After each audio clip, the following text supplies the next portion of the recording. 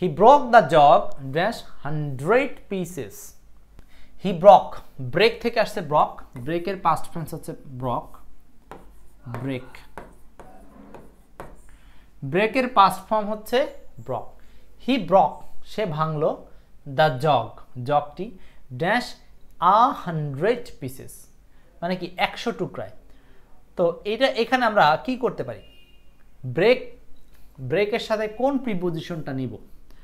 Break in মানে কথার মধ্যে প্রবেশ করা অভদ্রভাবে, আর ব্রেক ইনটু মানে ভেঙে প্রবেশ করা বা কোনো কিছুকে ভেঙে টুকরো টুকরো করা অর্থে ব্যবহার করা যাবে।